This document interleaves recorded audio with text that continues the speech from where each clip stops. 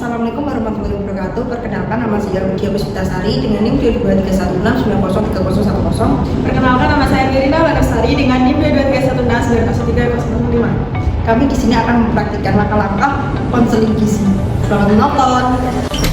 Assalamualaikum. Waalaikumsalam. Apakah benar ini rumahnya Mbak Mirina? Benar Bu, silakan masuk.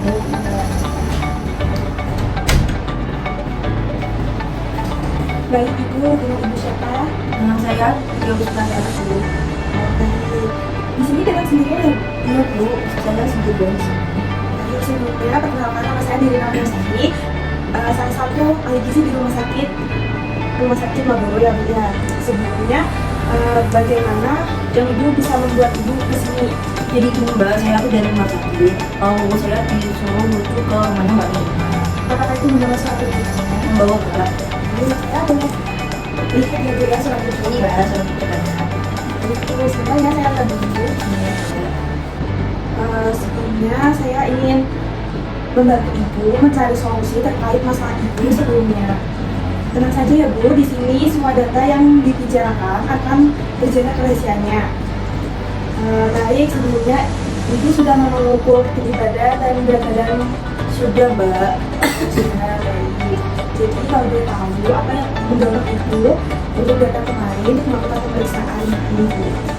Jadi itu ya Mbak ya, 5 bulan terakhir ini saya tuh merasa kayak habis duduk, habis berdiri itu kaki saya tuh sakit, kesemutan gitu loh Mbak. Jadi tuh kayak kesemutannya itu sering gitu loh Mbak. Gitu ya Bu. Iya.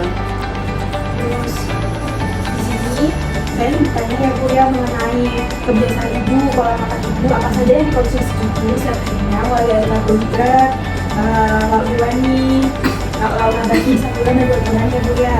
Baik Mbak, Apakah Ibu bersedia? bersedia Mbak. Baik, semisal nasi putih itu satu hari berapa kali konsumsi ya Bu ya? Satu hari itu 3 kali Mbak, biasanya saya mengonsumsi nasi. Untuk takarannya seberapa Bu? Nah, ini ada contoh takarannya seberapa ya Bu ya? Ini Mbak.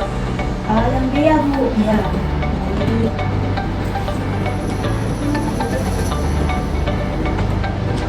untuk konsumsi kentangnya, Ibu mengkonsumsi itu 1 bulan berapa kali Bu? Untuk kentang sendiri tuh saya jarang banget ya Mbak ya. Biasanya tuh saya mengonsumsi kentang dalam 1 bulan itu biasanya cuma 2 kali. 2 kali per seminggu ya Bu ya? Iya Mbak. Untuk konsumsi ubi jalan Bu, Untuk ubi jalannya itu ya saya jarang banget gitu loh Mbak, yang sama seperti kentang gitu. Biasanya sih 1 bulan di 2 kali gitu. jadi untuk singkong Ibu 1 bulannya berapa kali konsumsinya? Untuk singkongnya itu biasanya saya dalam 1 bulan itu 3 kali 3 kali. Biasanya itu diapain Bu singkongnya? direbus Mbak. Baik, direbus. Untuk konsumsi roti, apakah Ibu mengkonsumsi roti dalam 1 bulan itu berapa kali? Untuk mengonsumsi roti sendiri tuh saya mengonsumsi sih Mbak, tapi jarang gitu. Biasanya tuh dalam 1 bulan tuh saya mengonsumsi roti itu 2 kali dalam 1 bulan. 2 kali 1 bulan, berarti jarang ya Bu yang Jarang gitu. untuk konsumsi rotinya itu seberapa ya Bu ya? Sebentar, ini ada fotonya. Ini Mbak. Seberapa ya Bu ya? Kayak gambar yang B itu loh Mbak. Oh, berarti 1 lembar ya? Iya, 1 lembar. Untuk tempe, Ibu makan tempe itu 1 minggu berapa kali Bu? Untuk tempe itu saya tuh sering ya sih Mbak ya. 1 minggu itu kadang 3 kali gitu. Minggu 3 kali. Iya. Biasanya diapain Bu tempenya? Digoreng Mbak. Goreng. Lalu untuk ukuran tempenya itu seberapa Bu? Kayak gambar yang B ini loh Mbak. Yang B, Iya. ya. Untuk ukurannya yang B itu 50 gram ya. Iya. Untuk tahunya, Ibu biasanya mengkonsumsi tahu 1 minggu itu berapa kali Bu? Sama sih Mbak, seperti tempe. Saya tuh 1 minggu tuh 3 kali gitu. 1 minggu 3 kali. Iya. Biasanya tempenya diapain Bu? Tahunya diapain Bu? Biasanya disemur gitu. Semua. Iya, sama digoreng. Untuk ukuran tahunya biasanya dikonsumsinya berapa potong? kayak yang gambar B itu loh mbak. Gambar B. Iya. Ukurannya itu 40 gram ya Bu. Iya.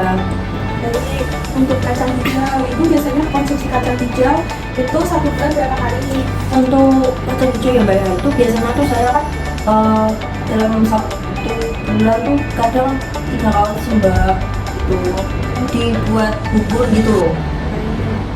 Untuk dagingnya, Ibu biasanya mengkonsumsi daging ayam itu seminggu berapa kali Bu? 1 minggu itu 2 kali mbak. Biasanya Ibu apain itu pengolahannya untuk daging ayam? Biasanya digoreng gitu. Goreng, lalu biasanya berapa potong seperti ini gambarnya? Yang gambar A sih mbak. Oh, untuk 1 potong paha atas ya Bu? Iya. Iya. Baik, untuk Ibu suka jeroan-jeroan nggak?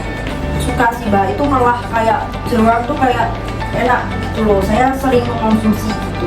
Baik, biasanya Ibu sukanya untuk hati ayam itu 1 minggu berapa kali makan? 3 kali sih. 3 kali makan. Iya. Untuk usus ayamnya, Saya suka sih mbak sama usus ayam, sama seperti kayak hati gitu, hati ayam. Tapi itu saya lebih kesukaan hati gitu. Kalau ususnya itu saya biasanya mengkonsumsi itu 1 minggu cuma 2 kali gitu. baik untuk sekarang.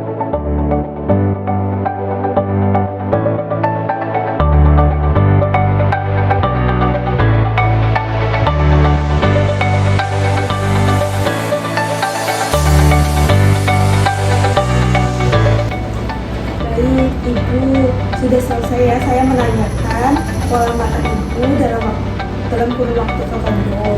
Sekarang saya ingin menanyakan pola makan dan minum selama 24 jam terakhir ini ya Bu ya. Iya mbak, Apakah Ibu sudah siap? sudah mbak. Baik, kita mulai dari jam 9 sebelum Ibu kesini. Apakah Ibu mengkonsumsi apa? Saya sebelum datang ke sini tuh saya mengkonsumsi nasi, tumis ayam, sama es teh. Baik, untuk nasinya seberapa ya Bu ya? Untuk nasinya itu Berapa ya? yang gambar B itu mbak, 1 centong plastik. Oke, 60 gram ya Bu ya? Iya. Oh, baik. Kita mundur ke belakang ya Bu. Apakah yang Ibu konsumsi sebelum tidur? Saya sebelum tidur tuh saya mengkonsumsi rempeyek ya mbak ya. Apakah ada yang Ibu konsumsi lagi sebelum tidur setelah rempeyek? Saya habis makan rempeyek itu saya mengkonsumsi nasi goreng ya. Apakah ada tambahan lagi Bu? Saya tuh makan nasi goreng itu sama telur. Baik, untuk makanan sebelum tidur Ibu mengkonsumsi rempeyek dan telur nasi goreng ditambah telur ya. Iya. Lalu mundur ke belakang lagi itu makanan sore Bu, apakah Ibu mengkonsumsi makanan sore itu? Ya saya mengkonsumsi itu semua rebus. Baik, singkong rebusnya seberapa ya Bu? Ini ada gambarnya. Saya mengkonsumsi itu yang gambar A itu. Baik, 1 potong besar ya Bu, 100 Iya. gram. Baik, kita mundur ke belakang lagi. Apakah Ibu makan siangnya mengkonsumsi apa Bu? Untuk makan siangnya saya mengkonsumsi nasi, sarden, sama tahu. Baik, untuk satenya seberapa ya Bu? Sebentar, ini ada gambarnya. Untuk satenya seberapa ya Bu? Untuk satenya itu saya yang itu loh mbak, yang potong sedang di gambar A. Orang sedang. Iya. Baik. Untuk tempenya seberapa Bu? Untuk tempenya itu saya mengkonsumsi Silakan. saya mengkonsumsi yang gambar B itu mbak, 1 potong sedang. Ini 1 potong sedang ya Bu. Iya. Untuk kira-kira itu makan siangnya jam berapa ya Bu? Untuk makan siangnya itu saya jam 12 lewat lah mbak.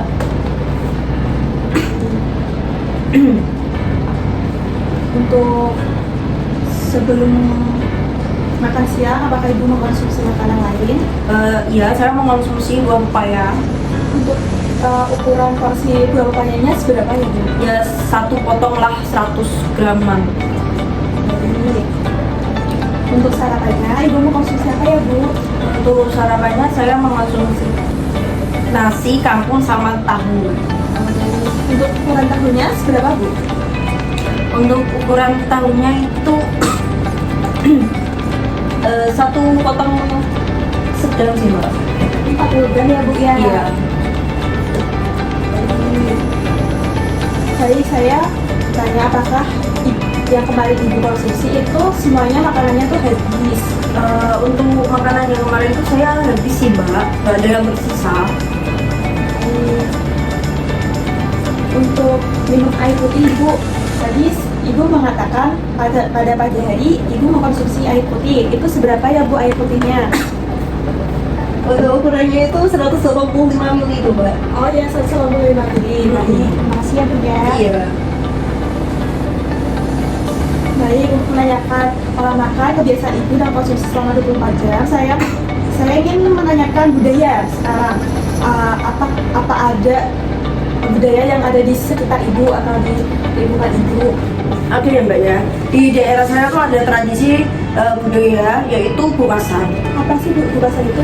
Bukasan itu setiap bulan Syawal di akhir tahun hari Rabu itu semua warga itu membuat ketupat. Nah, ketupat itu nanti setiap masing-masing rumah itu akan membawakannya ke musola. Nah, di musola itu nanti semua jemaah itu dibagikan ketupatnya gitu. Oh, baik. Untuk daerah ibu, apakah ada mitos-mitos yang ibu percayai? Untuk mitos yang saya percaya itu saya tidak percaya ya Bu. Tapi itu ada mitosnya kayak nyapu di malam hari itu tidak boleh, makan di depan pintu itu tidak boleh. Apakah ibu percaya? Saya tidak percaya. Oh, baik. Saya ingin menanyakan apakah ada masalah psikolog yang mungkin menyebabkan gejala penyebab yang ibu tadi sampaikan? Untuk masalah psikolog ya Mbak ya, itu saya tidak ada sih Mbak. Untuk diri saya itu tidak ada masalah. Oh, oke. Nah, sebelumnya saya ingin menanyakan apakah ibu pernah mengalami penurunan berat badan? Untuk mengalami penurunan berat badan itu saya tidak pernah mengalami ya Mbak ya. Kalau saya itu malah meningkat. Oh, baik. Malah meningkat ya bu ya? Iya. Sekarang saya ingin menanyakan aktivitas fisik ibu. Apakah ibu suka berolahraga? Untuk ditanyain suka olahraga apa enggak tuh saya suka Mbak. Olahraga tuh saya yang paling suka itu senam. Tapi saya tuh tidak ada waktu gitu untuk melakukan senam gitu. Baik, tidak ada waktu ya bu untuk olahraga tersebut ya? Iya nggak ada waktu. Baik ibu, sebelumnya saya ingin menanyai apakah keluarga ibu mempunyai riwayat penyakit? Ada sih Mbak, ibu saya itu mengalami penyakit asam urat. Oh ya, ibu mempunyai riwayat penyakit lain? Enggak ada. Iya. Baik, setelah berbincang-bincang lama ya bu yang mengenai pola makan, kebiasaan makan, aktivitas ibu, sekarang saya ingin menjelaskan apa yang ibu jelaskan tadi.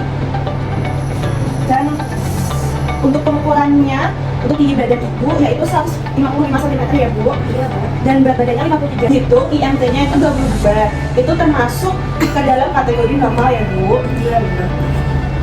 Baik, untuk hasil pemeriksaan ibu itu terkena asam urat.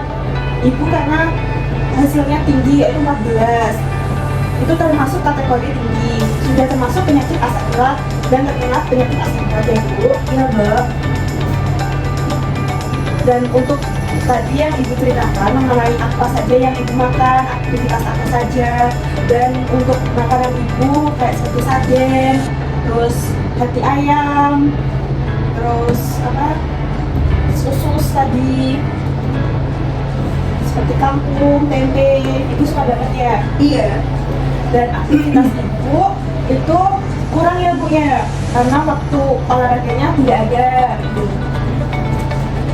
Dan penyakit riwayat penyakit dari orang tua ya bu. Iya. Dan kurangnya konsumsi sayuran, buah, dan itu merupakan salah satu pendorong ibu terkena asam urat bu. Baik, bisa disimpulkan dari nilai perubahan yaitu nilai laboratorium yang berkaitan dengan adanya gangguan metabolisme urin. Ditandai dengan peningkatan asam urat di atas normal yaitu sebesar 14 gram yang tadi. Dan setelah itu ada pemilihan makanan yang salah berkaitan dengan pola makan ibu yang masih kurang beragam ya Bu ya.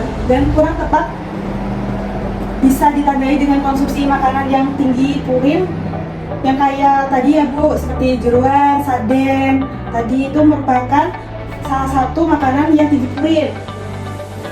Dan kurangnya aktivitas fisik ibu, itu kurang berolahraga dengan mengeluhnya rasa sakit pada tangan, kaki, dan kurangnya pergerakan anggota tubuh. Baik Bu, di sini ada leaflet, lagi baca-baca dulu.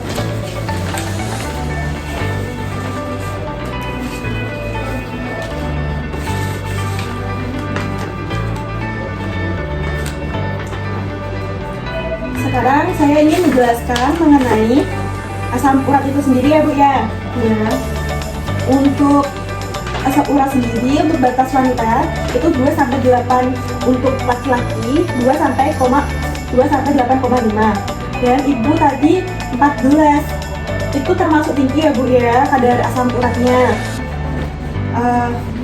Apa sih asam urat itu? Bisa dilihat di sini. Itu asam urat tinggi. Apa sih yang menyebabkan asam urat tinggi? Karena asam urat yang terlalu tinggi yang berada di dalam tubuh, asam urat terlalu tinggi dapat diakibatkan oleh yang pertama itu pola makan ibu yang salah tadi. Terus tidak sehat karena ibu sering mengkonsumsi jeruan dan ibu sarden, dan ibu kurang mengkonsumsi makanan yang beragam. Untuk faktor resiko yang pertama yaitu dari keluarga ya Bu ya, yang mempunyai asam urat. Kayak tadi ibunya ibu mengalami asam urat, jadi ibu dari keturunannya mengidap asam urat itu. Setelah itu benar mengkonsumsi tinggi purin kayak sarden yang tadi dijelaskan, memiliki kondisi medis tertentu, contohnya diabetes, penyakit jantung, kolesterol, begitu. Untuk cara mengatasinya itu ada 4 Bu cara mengatasinya asam urat. Itu yaitu sering mengkonsumsi air putih, itu 8-12 gelas, mengatur pola makan, lalu sering mengkonsumsi buah dan sayuran yang mengandung vitamin C seperti jeruk, seperti itu. Dan rutin berolahraga. Kalau ibu sibuk bisa disempatkan waktu untuk jalan-jalan selama 15 menit dan naik turun tangga supaya badan ibu tuh gerak. Itu juga termasuk olahraga ya Bu ya. Dan itu saja yang saya sampaikan. Apakah ibu bisa mengulangi apa yang saya sampaikan tadi? Bisa Mbak. Ya, saya itu disuruh untuk mengurangi makanan yang tinggi purin dan menyempatkan olahraga itu kayak jalan kaki itu 15 menit, mengonsumsi air putih 8-12 gelas, makanan buah dan sayur itu kayak vitamin C, jeruk gitu. Baik, kira-kira frekuensi untuk makan sehari bagaimana Bu? Itu saya mengurangi jeruan. Oh baik, untuk frekuensinya ibu bisa mengurangi jeruan ya Bu, yang awalnya itu seminggu 3 kali, bisa pertama habis dari sini nanti seminggu 2 kali, nanti selanjutnya itu seminggu 1 kali gitu ya Bu ya. Baik, saya catat dulu ya Bu ya.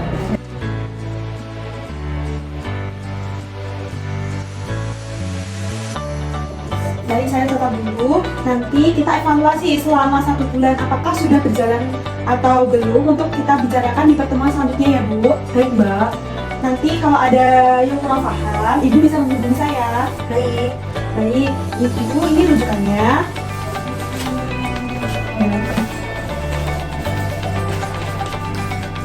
Baik, itu rujukannya ya Bu. Nanti kalau ada pertanyaan lain bisa langsung hubungi saya.